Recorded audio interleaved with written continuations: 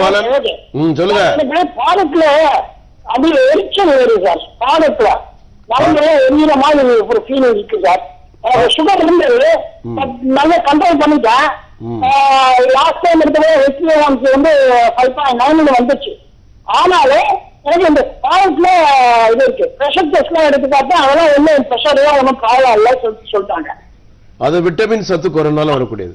விட்டமினுடைய சத்து குறைனால விட்டமின் மாத்திரை சுகர் மாத்திரை போடுறீங்களா? சுகர் மாத்திரை போடுறீங்களா சார்? ஆமா, சுகர் மாத்திரை கொடுத்த டாக்டர்கிட்ட நீங்க என்ன செய்யணும், விட்டமின் மாத்திரைகள் ஏதாவது வாங்கி சாப்பிட்டீங்கன்னா சரியா. ஆமா, அதை போடணும், அவசியம் போடணும். சுகர் மாத்திரை எடுக்கிறவங்க எந்த அலோபதியில ஆங்கில மருத்துவ டாக்டர் கொடுத்திருந்தா கூட அதுல விட்டமின் மாத்திரை இருக்கான்னு கேட்டுக்கிறது தப்பு இல்ல. அது போக பிளட் யூரியா லெவல பாத்துருங்க, ரத்தத்துல உப்பு சத்து எவ்வளவு பாத்துருங்க. பிளட் யூரியாவும் சீரம் கிரியேட்டின் பார்க்கணும். சீரம் கிரியேட்டினின் அது main point. Serum creatine abnormal ஆனா கூட பிரச்சனையாயிரும். பிளட் யூரியா அப்நார்மல் ஆனா கூட பாதிப்பு வந்துடும். இது குறைக்கிறதுக்கு என்னென்ன செய்யணும் சார்? அது அவங்க அந்த சுகர் கண்ட்ரோல்ல வச்சுக்கணும். வாக்கிங் போகணும், தண்ணி நிறைய குடிக்கணும், யூரின் அடக்க கூடாது, சால்ட்டை குறைச்சிடணும். சால்ட் உப்பு வந்து குறைச்சிடணும். சீரம் கிரியேட்டின் பாதிக்கப்படுறதுக்கு இந்த கிட்னியோடைய ஃபங்க்ஷன் அதிகமானாலும் கிட்னி ஃபெயிலியர் சொல்றாங்கல்ல, கிட்னி ஃபெயிலியர். இப்ப சீரம் கிரியேட்டின் நம்மகிட்டே வர்றாங்க 1.8 1.7 1.1 தான் இருக்கணும் பிளட்ல. அதுல 1.8 1.9 2.1 எல்லாம் வருது. அப்ப அவர்கள் என்ன கேட்டீங்கன்னா சுகர்னால டயபெட்டிக்னால வரலாம் ஒண்ணு இல்ல அதாவது renal disease, bilateral renal disease அப்படின்னா கிட்னி வீக்கமா இருக்கும் உள்ளுக்குள்ளே. சரி, வீக்கமா இருக்கு என்ன காரணம் ஒண்ணு பார்த்தா ஸ்டோன் இருக்கும் கிட்னி. ஸ்டோன் மாத்திரை சாப்பிட்டா நல்லா இருக்க திரும்ப வந்துருது, திரும்ப வருது. சரி, திரும்ப வருதுக்கு என்ன காரணம்? டயட் கண்ட்ரோல் இல்ல. டயட் கண்ட்ரோல் இல்ல. சரி, ஸ்டோன் இருக்குன்னு எப்படி நம்ம கவனிக்கலாம் பாத்தீங்கன்னா இந்த இடங்கள்ல இடுப்பு வயிற்று பக்கத்துல அந்த இடத்துல வலி வரும். யூரின் தொடர்ந்து வராது. யூரின் சிலங்கள் விட்டு விட்டு வரும். விட்டு விட்டு யூரின் வருது. யூரின் போகும்போது எரிச்சல் இருக்கு. யூரின்ல எரிச்சல் இருந்தாலே உடனடியா கவனிச்சிடணும்.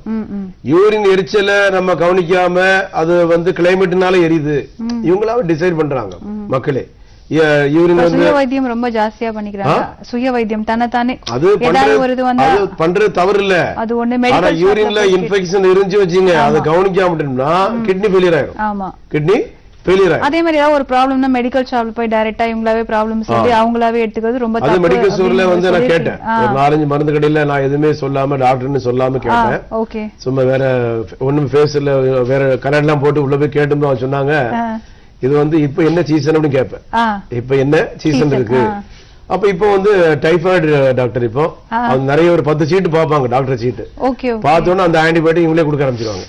மெடிக்கல் ஸ்டோர்ல அது எல்லா மருந்து கடையில இல்ல, சில மருந்து கடையில மட்டும். அத மக்கள் அதை அவாய்ட் பண்ணணும். அதை அவாய்ட் பண்ணி ஒரு டாக்டர்கிட்ட போய் தான் ட்ரீட்மெண்ட் எடுக்கணும். டாக்டர்கிட்ட போகாம மெடிக்கல் ஸ்டோர்ல போய் டைரக்டா இப்ப என்ன சீசன் இருக்கு, இப்ப டைபாய்டு சீசனா, மலேரியா சீசனா, இல்ல வைரல் ஃபீவரா, இந்த மாதிரி என்ன சீசன் பாதி இவங்களாவே டிசைட் பண்ணி மக்கள் டாக்டர்கிட்ட அப்பாயின்மெண்ட் வாங்கணும், வெயிட் பண்ணணும், அந்த மாதிரி வேலையை கொடுக்கறது கிடையாது. அது ஒரு பக்கம். ரெண்டாவது முதல்ல மட்டும் தான் டாக்டரை பாக்குறாங்க. அதுக்கு டாக்டர் என்னென்ன ஆன்டிபயோட்டிக் கொடுக்கறான்னு இவங்களும் மக்களே பாத்துறாங்க. என்னென்ன ஆன்டிபயோட்டிக் கொடுத்திருக்காங்க, இப்ப என்ன ஆன்டிபயோட்டிக் போயிட்டு இருக்கு, அதையும் மெடிக்கல் ஸ்டோர்ல கேக்குறாங்க. இப்ப என்ன ஆன்டிபயோட்டிக் நல்லா இருக்கு அப்படின்னு அந்த ஆன்டிபயோட்டிக் கூட ஒரு அசிடிட்டி மாத்திரை வாங்கி சேர்த்து போட்டுக்கிறாங்க. அது ரொம்ப தப்பு. அதனால சைடு எஃபெக்ட் அதனால சைடு எஃபெக்ட் உறுதியா வரும். சைடு எஃபெக்ட்ல மருந்துகள்ல சைடு எஃபெக்ட் ஆகி முதல் பாதிக்கப்படக்கூடிய ஒரே ஆர்கன் கிட்னி தான். கிட்னில ஃபெயிலியர் ஆனா சீரம் கிரியேட்டின் அப்நார்மல் ஆயிரும். ஓகே, அடுத்த நேர் லைன்ல இருக்காங்க, பேசலாம். வணக்கம். ஹலோ டாக்டர் நிகழ்ச்சி, இது யார் எங்க அழைக்கிறீங்க? Hello hello, கேட்கட்டும்ங்க.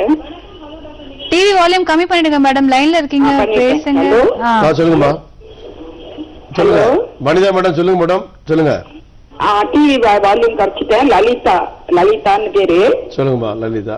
ஹலோ, எனக்கு 74 வயசாகுது. சொல்லுங்கம்மா, சொல்லுங்க. 74 வயசாகுது. சரிம்மா.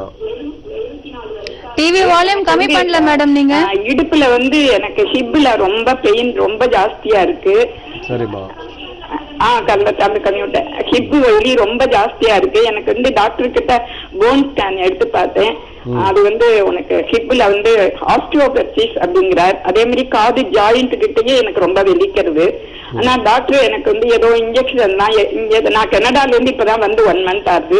இங்க கோவர்தனன் கிட்ட தான் போனேன். அவர் தினம் ஒரு ஊசி போட்டுக்கணும், வைட்டமின் டி மாத்திரை எல்லாம் எடுத்துக்கணும் அப்படின்னு எனக்கு ட்ரீட்மெண்ட் கொடுக்குறேன் அப்படிங்கிறாரு. எனக்கு வந்து இந்த அலோபதி மருந்தெல்லாம் ஒத்துக்கவே மாட்டேங்கிறது.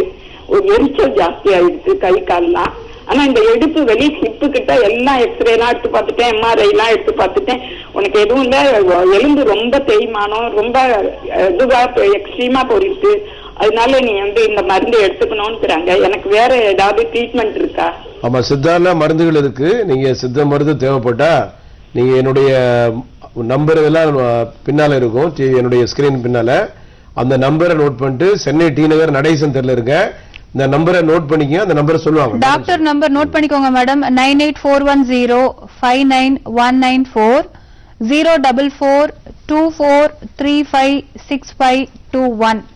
டாக்டருக்கு கால் பண்ணிட்டு அப்பாயின்மெண்ட் ஃபிக்ஸ் பண்ணிட்டு நேர்ல வந்து பாருங்க. இது வரைக்கும் என்னென்ன ட்ரீட்மெண்ட் எடுத்திருக்கீங்களோ அந்த கேஸ் ஹிஸ்டரி எடுத்துட்டு வாங்க. உங்கள் அழைப்புக்கு மிக்க நன்றி. அந்த எல்லா ரிப்போர்ட்டுகளையும் அவசியம் கொண்டு வரணும். நீங்க பார்த்த அந்த எம்ஆர்ஐ ரிப்போர்ட், அடுத்தால பெட் டெஸ்ட், ரத்த பரிசோதனை ரிப்போர்ட், இல்ல நீங்க ப்ரீவியஸா வெளிநாட்டுல பார்த்த ரிப்போர்ட் இருந்தா கூட எடுத்துட்டு வாங்க. காலைல 10ல இருந்து 1 எல்லா நாட்களிலும் இருப்பேன். ஞாயிற்றுக்கிழமை தவிர மற்ற கிழமைகள் வரலாம். வரும்போது நீங்க வந்து இடம் தெரியல நம்ம அட்ரஸ் கூட போன் பண்ணுங்க. சப்போஸ் உங்களுக்கு வந்து கிரவுண்ட் ஃப்ளோர் தான் இருக்கும், அதனால வந்து நீங்க ஃபர்ஸ்ட் ஃப்ளோர் வரணுமோ செகண்ட் ஃப்ளோர் வரணும் கிடையாது. சின்ன கிளினிக் தான், பெரிய ஹாஸ்பிட்டல்லாம் கிடையாது. அதனால எந்த கவலைப்பட வேண்டிய அவசியம் இல்லை. நம்ம மருந்துகள்ல மெயினான ஒரு பாயிண்ட் என்னன்னா சைடு எஃபெக்ட் கிடையாது, பின்விளைவு கிடையாது. சித்த மருத்துவ மருந்தை பொறுத்தவரை அந்தோனியார் Saint Antony Siddha medical centre பொறுத்தவரை எந்த விதமான பின்விளைவுகளுமே யாருக்குமே கொடுப்பே கிடையாது. ஆனா மருந்து வந்து ஸ்லோ ப்ராசஸா நமக்கு இருந்து அதனுடைய வேகம் நல்லா இருக்கும். மருந்துடைய வேகமும் நமக்கு ஓரளவு இருக்கணும், பின்விளைவு இல்லாம இருக்கணும். ஆனா நிறைய பேர் என்னன்னா மருந்து வேகத்தை அதிகப்படுத்தி பின்விளைவாகி ஏதாவது உள்ளுக்குள்ளே உறுப்புகள் பாதிக்கப்பட்டுரும். அந்த மாதிரி வயதானவர்களுக்கோ சின்ன வயதோ இல்ல நடுத்தர வயதோ இல்ல முதிய வயதோ எந்த வயதா இருந்தாலும் அந்த வயசுக்கு ஏற்றா போல மருந்துகளை கொடுக்கிறோம். சில பத்தியங்கள் அந்த அகத்திக்கீரை, பாவக்காய், நல்லெண்ணெய், உருளைக்கிழங்கு, வாழைக்காய் அந்த மாதிரி உணவுகள் எடுக்கக்கூடாது. அந்த ஹெவியான பொருட்களை, கனமான பொருட்கள், வெயிட்டான பொருட்களை தூக்கக்கூடாது. தண்ணி ஏதோ இல்ல 5 லிட்டர் 10 லிட்டர் வேற ஏதாவது வெயிட்டான பொருட்களை தண்ணிகளை தூக்குற வேலைகளை அவாய்ட் பண்ணிடணும். கொஞ்சம் அதிகம் படுக்கும்போது நீங்க என்ன பொசிஷன்ல இருக்கீங்க தெளிவா வந்து சொல்லுங்க. அதுக்காற்ற போல சில மருந்துகளை உங்களுக்கு சித்த மருத்துவத்துல தர்றேன். அது ஒன்றும் பின்விளைவு கிடையாது. அழைத்தமைக்கு நன்றி. டாக்டர், இப்ப நம்ம பெண் குழந்தைகளை பத்தி பேசலாம். இப்ப முன்னாடி வந்து ஏஜ் அட்டன் பண்றது அப்படின்றது 9th 10th அப்படி படிக்கும்போது இருந்தாங்க. இப்ப 6th 7th படிக்கும் போதே குழந்தைகள் எல்லாம் சீக்கிரமாவே ஏஜ் அட்டன் பண்ணிடுறாங்க பெண் குழந்தைகள். அதே மாதிரி அவங்க ஸ்கூலுக்கு எடுத்துட்டு போற பேக்கோட வெயிட்டும் ரொம்ப ஜாஸ்தி. அதனால என்ன சொல்ல முடியாது, அது சீக்கிரமாவே ஏஜ் அட்டன் பண்ணிடுறாங்க. அது ஒரு பெரிய இது அவங்களுக்கு. ஃப்ரைட் ரைஸ், ஜங்க் ஃபுட்ஸ், அடுத்தால அந்த ஐஸ்கிரீம். நம்ம வந்து பெண் குழந்தைகளோட ஹெல்த் பத்தி பேசலாம். அதுக்கு முன்னாடி இன்னொரு காலர் லைன்ல இருக்காங்க. வணக்கம். ஹலோ டாக்டர் நிகழ்ச்சி, இது யார் எங்க அழைக்கிறீங்க? ஹலோ, டிவி வால்யூம் கம்மி பண்ணுங்க சார். லைன்ல இருக்கீங்க, டாக்டர் கிட்ட உங்க क्वेश्चन கேளுங்க. ஓகே சொல்லுங்க. ஹலோ, வணக்கம் சார். வணக்கம். டிவி சவுண்ட குறைச்சிட்டு டிவியை பார்க்காம பேசணும். மிஸ்டர் நவீன். சொல்லுங்க நவீன். ஆடியோ ரிப்ளை ஆகும். Okay sir. சொல்லுங்க சார். இப்போ வந்து 6 months ஆகுது மேரேஜ் ஆகி. Very good. சொல்லுங்க. அது ஸ்டார்டிங்ல ஒன்றும் ப்ராப்ளம் தெரியல. ஆனா இப்போ வந்து அப்ப அது நீங்க என்னுடைய நம்பரை நோட் பண்ணிட்டு மறைமுக பிரச்சனைகள் ஏதாவது பாதிக்கப்பட்ட வாலிபர்களும் சரி திருமணம் முடிந்த ஆண்கள் யாராக இருந்தாலும் பின்னால உள்ள நம்பரை நோட் பண்ணிட்டு நேரடியா வந்து பார்த்து உங்களுடைய உடல்ல உள்ள இருக்கக்கூடிய பிரச்சனைகள், அடுத்தால ஜெனிட்டல் ஆர்கன்ல இருக்கக்கூடிய பாதிப்புகள், அடுத்தால குழந்தை இல்லாத பிரச்சனைகள், ஸ்பாம் கவுண்ட் இல்ல, உயிரணுக்கள் இல்ல, அதுல ஒன்றுமே கிடையாது, அப்படி இருந்தா கூட நம்முடைய அண்டனி சித்த வைத்திய சாலையில் மருந்துகள் உண்டு. நேச்சுரலாவே நீங்க குழந்தைகளை உண்டாக்கிடலாம். ஆர்டிபிஷியலாக நம்ம போக வேண்டிய அவசியமே இல்லை. ஆர்டிபிஷியலா நம்ம போனா குழந்தைகள் நம்ம குழந்தைகளாவே இருக்காது, மெயின் பாயிண்ட். அதனால நேச்சுரலாவே கன்சீவ் ஆகணும், இயற்கையாவே நம்ம குழந்தைகள் உண்டாகணும்னா அதற்கு நீ ஆன்டினிவிசால ஒரு முறை செய்யணும், ஒரு வாய்ப்பு கொடுத்து ஆகணும். அழைத்தமைக்கு நன்றி. நன்றி. இப்போ நம்ம பெண் குழந்தைகளை பத்தி பேசிட்டு இருந்தோம் சார். அதே மாதிரி அவங்களுக்கு திருமணம் அப்படின்னு வரும்போது வந்து கன்சீவ் ஆறதுலயும் ஒரு ப்ராப்ளம் இருக்கு. நிறைய ட்ரீட்மெண்ட் போறாங்க, மேஜர் ஆறாங்கல்ல. அது என்ன காரணம்னா இந்த junk foods, fried rice, ice cream, chocolate, cool drinks, இந்த மாதிரி உணவுகள்ல வந்து சத்தான உணவுகள் இப்ப சாப்பிடுறதுக்கே பிடிக்கல. வீட்டுல வந்து சாப்பாடு வந்து இருக்குது, சாப்பாடு பார்த்தோன்னா பேரண்ட்ஸ் வந்து எதிரி மாதிரி பாக்குறாங்க குழந்தைகளை. என்னது இப்படி இருக்கு அப்படின்னு, என்ன இப்படி வச்சிருக்கிய அப்படின்னு கேக்குறாங்க பிள்ளைகள். அப்ப வெளியே வந்து ஹோட்டல்லயோ இல்ல நல்ல ஷைனிங்கா இருக்குன்னு பாக்குறாங்க. ஷைனிங் தான், all there it is not gold. என்ன அர்த்தம்? மின்னலாம் பொண்ணு கிடையாது. அது உரைச்சி பார்த்தா தெரியும் தங்க எது கவரிங் எதுன்னு. அப்படி இருக்கும்போது வந்து பாத்தீங்கன்னா நிறைய பேர் வந்து ஃபுல்லாவே ஷைனிங்கா இருக்கணும், சாப்பாட்டுல ஷைனிங், ஒரு நான்வெஜ்ல ஷைனிங்கா பாக்குறாங்க. அப்ப அந்த மாதிரி அந்த வெளிய ஆடம்பரங்கள்ல வந்து அவாய்ட் பண்ணணும்.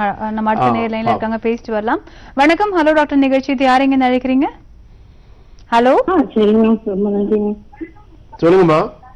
டிவி வால்யூம் கம்மி பண்ணிடுங்கம்மா, டாக்டர் இருக்காங்க. நான் இங்க வெளியே நின்று பேசுறேன், உள்ள டிவி இருக்குது. சொல்லுங்க மேம். என் பையனுக்கு 25 வயசு ஆகுது. சொல்லுங்கம்மா. நரம் தளர்ச்சி இருக்கு பாத்துக்கங்க. அப்படியே எங்க இருந்துமா பேசுறீங்க பகவதிம்மா? தூத்துக்குடியில இருந்து பேசுறேன் சார். அப்படியே பையனை அழைச்சிட்டு தான் நேரடியா வந்து கூட்டு வந்து காமிக்கணுமா? வேற வழி கிடையாது. சென்னையில டீனர்ல தான் இருக்க. ஆமா, தமிழ்நாட்டுடைய தலைநகர் சென்னையில இருக்கும். நீ அதனால சென்னையிலேயே அப்படின்னு பயந்துட கூடாது. நேரடியா வந்து பார்த்து பரிசோதனை செய்து. ஆமா, அதுக்குரிய எப்படி சார் என்னென்ன சாப்பிடணும் அதை மட்டும் சொல்லுங்க. சாப்பாடுல வந்து நீங்க என்ன செய்யுங்க, அந்த சிக்கன்லாம் அதிகமா கொடுக்காதீங்க. சிக்கன் அதிகமா கொடுக்க கூடாது. தூத்துக்குடியில இருக்கிறதுனால உங்களுக்கு மீன் நல்லா கிடைக்கும். கடல் மீன்கள், கடல் மீன்கள் வாரத்துல 3 நாள் நல்லா கொடுங்க. குழம்புல போட்டு கொடுக்கணும். அது ஃப்ரை பண்ணி கொடுக்க கூடாது. மீன்ல நல்ல புரோட்டீன் இருக்கு, அடுத்தால உடல் பலகீன நரம்பு தளர்ச்சி உள்ள சத்துக்கள் வந்து மீன்ல அதிகமா இருக்கு. அது போக சைவத்துல வந்து கீரை வகைகள் வந்து வாரத்துல ஒரு 3 நாள் 4 நாள் கீரை, டெய்லி ஒரு கீரை சேர்க்கணும். மத்தியானம் ஒண்ணு அரைக்கீரை சேர்க்கலாம், 2வது முருங்கைக்கீரை சேர்க்கலாம், அடுத்தால பொன்னாங்கண்ணி, அடுத்தால வேற நிறைய பசலக்கீரை, இந்த மாதிரி கீரை வகைகள் நிறைய இருக்கு. அப்ப அந்த கீரை வகைகள் நிறைய சேர்க்கணும். காலையில எந்திரிச்சோன்னா வெறும் வயிற்றுல தண்ணி நிறைய குடிக்கணும். மதுபானங்களோ சிகரெட்டுகளோ கஞ்சா, பாக்கு, பான் பராக் இந்த மாதிரி ஏதாவது பழக்கவழக்கத்திற்கு நம்ம உள்ளுக்குள்ள இருந்தோம்னா எந்த உணவை சாப்பிட்டாலும் எந்த மருந்து சாப்பிட்டாலும் 10 பைசாவுக்கு பிரயோஜனம் கிடையாது.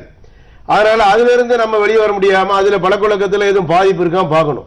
அடுத்தால பள்ளி மாணவர்களோ வாலிபர்களையோ பெற்றோர்கள் வந்து தனிமையில வைக்கக்கூடாது, தனிமையில படுக்க வைக்க கூடாது.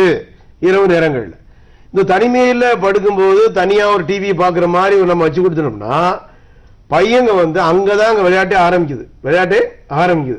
படங்கள் பார்க்க, தேவையில்லாத படங்கள், தேவையில்லாத இம்மாரலான பிரச்சனைகள், பழக்கொழுக்கான டிசிப்ளின்கள் வந்து பாதிக்கப்பட வாய்ப்புகள் உண்டு. அதனால தனிமைகளை செல்போன்ல வந்து நிறைய டவுன்லோடு தான்.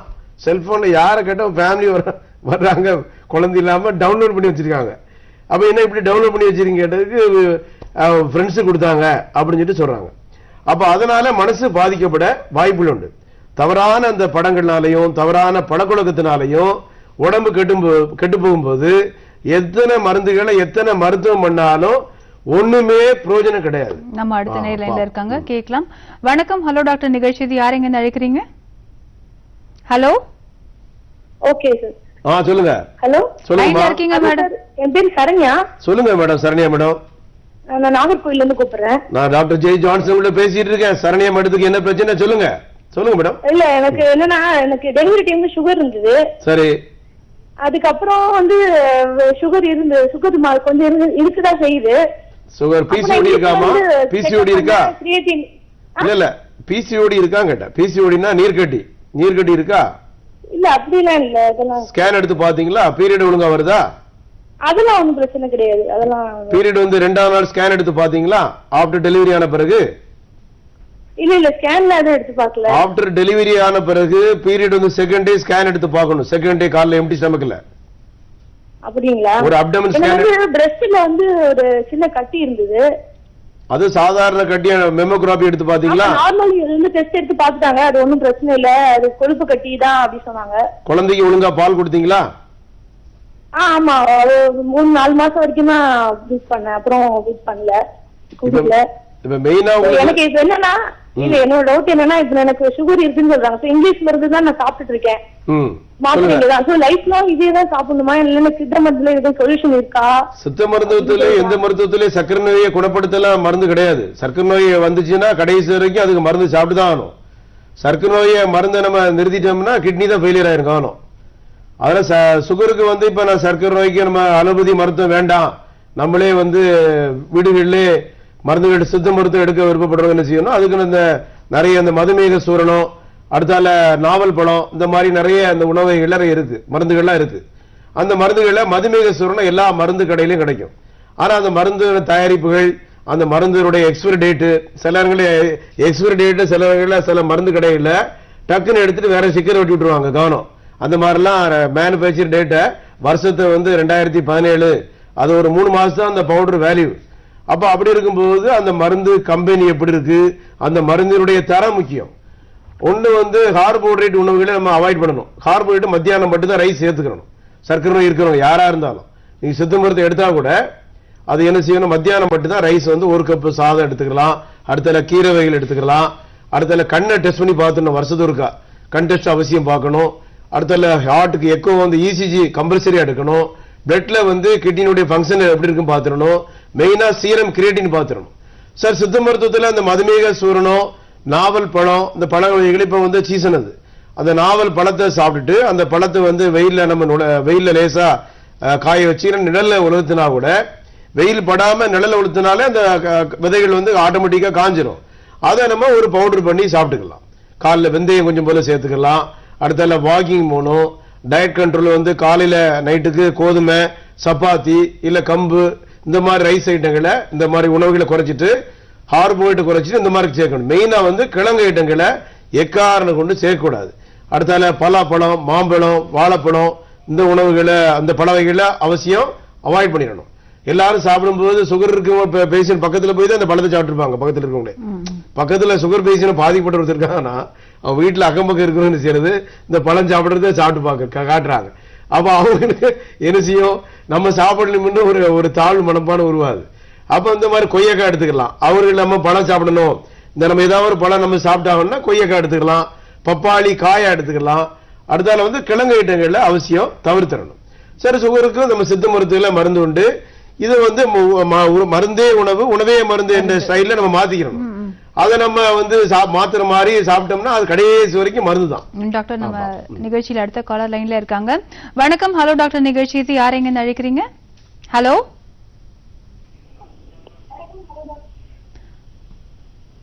ஹலோ, சொல்லுங்க சொல்லுங்க, லைன்ல இருக்கீங்க சார். சொல்லுங்க தம்பி, கேக்குது. ஆமா, ஸ்பீடு பேசு. என்ன கேள்வி சொல்லுங்க. ஹலோ தம்பி, கேட்டிருக்கேன். சொல்லுங்க, உங்க பேர் என்ன? பேர் மோகன், கரூர்ல இருந்து பேசுறேன். சொல்லுங்க மிஸ்டர் மோகன், என்ன பிரச்சனை உங்களுக்கு? கேள்வி கேளுங்க. மோகன் சார், லைன்ல இருக்கீங்க, உங்க கேள்வி கேளுங்க, டாக்டர் இருக்காங்க. சார், நரம்பு தளர்ச்சி கியூர் பண்ண முடியுங்களா முடியாதுங்களா? ஆமா, அது ஒன்றும் பயம் கிடையாது. நரம்பு தளர்ச்சி இன்றைய காலகட்டத்தில் எல்லாருக்குமே இருக்கு. மேக்சிமம் 100% மேல இருக்கு. அது குழந்தைகள்ல இருந்து பெரியவங்க வர நிறைய பேருக்கு நரம்பு தளர்ச்சி, உடல் பலகீனம் வந்து சர்வசாதாரணமா இருக்கு. அதனால இதுல ஏதாவது பாதிப்பு இருந்தா கூட நம்ம வந்து சில பழக்கவழக்கங்கள்ல தவறு செய்தா கூட அதை செஞ்ச தவிர திரும்ப செய்யாம அதுக்குரிய மருத்துவ சிகிச்சை சித்த மருத்துவத்தில் பின்விளைவில்லாத தாய்ப்பாலுக்கு நிகரான ஒரு சித்த மருத்துவம் நம்முடைய ஆண்டனி வைத்தியசாலையில் உண்டு. எந்தமான பின்விளைவு கிடையாது. தூக்கங்கள் தடப்படக்கூடாது, மதுபானங்கள் அடிக்காம இருக்கணும், சிகரெட் அடிக்கக்கூடாது, டென்ஷனை குறைச்சிக்கணும், சரியான தூக்கத்தை அவாய்ட் பண்ணாம சரியான அந்த மருந்துகள் எடுத்தோம்னா இதுல இருந்து நரம்பு தளர்ச்சி உடல் பலம் எடுத்துட்டு நமக்கு ஒரு விடுதலை எடுத்துக்கலாம். புரியுதா? அதனால எந்த பயப்பட வேண்டிய அவசியம் கிடையாது. மருத்துவ சிகிச்சைகள் தேவைப்படுறது சென்னைக்கு நேரடியாக வந்து பார்க்கணும். அதுல எந்த மாற்று கருத்தும் கிடையாது. வெளியூர் முகாம்களோ இந்த கிளைகளோ இந்த லாட்ஜுகளோ இந்த மண்டபங்களோ வந்து என்ன செய்யறது, அங்கிட்டு இங்கிட்டு நிறைய சுத்திட்டு பாதி பேர் அந்த மாதிரி சுற்றுமான நம்ம இதுல கிடையாது. அதெல்லாம் நேரடியான சிகிச்சை தான், நேரடியாவே பார்ப்பேன். அதனால கவலைப்படாம சங்கடப்படாம வந்து சிகிச்சையை மேற்கொள்ளுங்க. அழைத்தமைக்கு நன்றி. நன்றி. இப்போ பெண்களுடைய உடல் பலவீனம் பத்தி பேசும்போது சார், இர்ரெகுலர் பீரியட்ஸும் அது ஒரு காரணம்னே சொல்லலாம். இர்ரெகுலர் பீரியட் வந்து சின்ன வயசு குழந்தைகளுக்கு இருக்கு. இர்ரெகுலர் பீரியட்னால உடல் பலவீனம் வருது. பள்ளி குழந்தைகள் இருக்காங்கல்ல, சின்ன வயசுல வந்து அந்த பீரியடுக்கு வந்து முன்னால வந்து அந்த பயிர் வகைகள், முட்டை இதெல்லாம் கொடுப்பாங்க. இப்போ வந்து அது ஒண்ணுமே இல்லையே. இப்போ இதுல வந்து மேஜரானா சும்மா ஆட்டோமேட்டிக்கா இல்ல ஒரு விழா வைக்கிறதுலாம் குறியா வைக்காம ஃபங்க்ஷன் வைக்கணும், மண்டபத்தை புக் பண்ணணும். அது ஒரு நோட்டீஸ் அடிக்கணும். இதுலதான் பாதி பேர் குறியா இருக்கான். அது பிள்ளை வந்து உணவு இல்ல டயட்ல என்ன இருக்கு, அந்த பிள்ளையுடைய லைஃப் ஸ்டைல் எப்படி யாரும் கன்சிடர் பண்ற மாதிரி தெரியல. அவங்க ஃபங்க்ஷன் நல்லா நடத்துனாங்க, இதுல போட்டி. எதுல ஃபங்க்ஷன் நடத்துறது அவங்கள ஸ்டாரை கூப்பிடணும், இவங்கள அரசியல் பொலிட்டிஷியனை கூப்பிடணும், அது நோட்டீஸ் விட்டணும், இதுலதான் பாக்குறாங்க. அப்ப பிள்ளைகளுடைய அந்த உடல்நிலை எப்படி இருக்கு, அது ஒரு 6 மாசமா பீரியட் வரும் பிள்ளைக்கு, அது பிறகு பீரியட் வந்திருக்காது. அதை பத்தி கன்சிடர் பண்ணாங்களா பெற்றோர்கள், தாய் கவனிச்சாங்களா? இல்ல. அது சிட்டியில பொதுவாவே இல்ல, பிள்ளைகளும் சொல்றது இல்ல. பிள்ளைகளை ஏன் சொல்றது இல்ல, பிள்ளைகளை வந்து பேரண்ட்ஸ் சொன்னா தாய் சொன்னா டென்ஷன் ஆயிடுறாங்க. அப்ப டென்ஷன் ஆகும்போது என்ன ஆகுது, பிள்ளைகளை கன்சிடர் பண்றது கிடையாது. அப்ப பிள்ளைகளை வந்து நம்ம படிக்க வைக்கணும், அது வைக்கணும், இது வைக்கணும், எல்லாம் ரைட்டு தான். பிள்ளை உடல்நிலை எப்படி இருக்கு, உடல்நிலை சரியில்லாம நம்ம என்ன படிச்சு என்ன செய்ய போறோம்? ஒன்னும் பிரயோஜனம் இல்ல. பிரயோஜனம் இல்லாத வாழ்க்கை வாழ்றது, நமக்கு நாமே பிரயோஜனம் இல்லாம வாழ்ந்து அது பிறகு சாதிச்சு என்ன பிரயோஜனம்? இந்த இர்ரெகுலர் பீரியட்ஸ்ன்றது வந்து திருமணமான பெண்கள், திருமணமாகாத வாலிய பிள்ளைகளே வருது. ஆமா, எல்லாருக்குமே இந்த ப்ராப்ளம் இருக்கு. ஆமா, இர்ரெகுலர் பீரியட் வந்து வந்தாலே உடம்பு சரியில்லை அர்த்தம். சோ அவங்க வந்து எந்த மாதிரியான உணவுகள்லாம் எடுத்துக்கணும்? உணவுகள்ல ஒன்னும் பிரயோஜனம் இல்லம்மா. உணவுல இதுக்குதான் மருந்துகள் தாராளமா இருக்கு. மருத்துவ சிகிச்சை பண்ணும்போது மருந்து எடுக்கிற டாக்டரா பாத்துடணும், முதல் பாயிண்ட். இப்ப அதுலயே குழப்படி இருக்கு. டாக்டர் இல்லாத நிறைய பேர் வந்து கம்பவுண்டர் எல்லாம் மருந்து கொடுக்காம சரியாங்கல்ல. சித்த மருத்துவரே அப்படிதான் இருக்கு. ஆமா, உள்ள மருந்து 4 மருந்து தெரிஞ்சு வச்சுக்கிறாங்க, மருந்து தெரிஞ்சு வச்சுட்டு டாக்டர் உட்காந்துக்கிறான். உள்ளுக்குள்ள வந்து ஏதாவது ஒரு 10 பேர் 15 பேர் சுத்துறது உள்ள உங்களுக்கு. அப்போ வந்து டாக்டர் வந்து என்ன படிச்சிருக்காங்க, டாக்டருடைய அணுகுமுறை என்ன, டாக்டர் நோயை கணிக்கிறாங்களா, டாக்டர் நோயை கணிக்கிறது அந்த வே ஆஃப் ட்ரீட்மெண்ட் என்ன, டிஃபரன்ஷியல் டயக்னோசிஸ் என்ன, டிஃபரன்ஷியல் டயக்னோசிஸ்.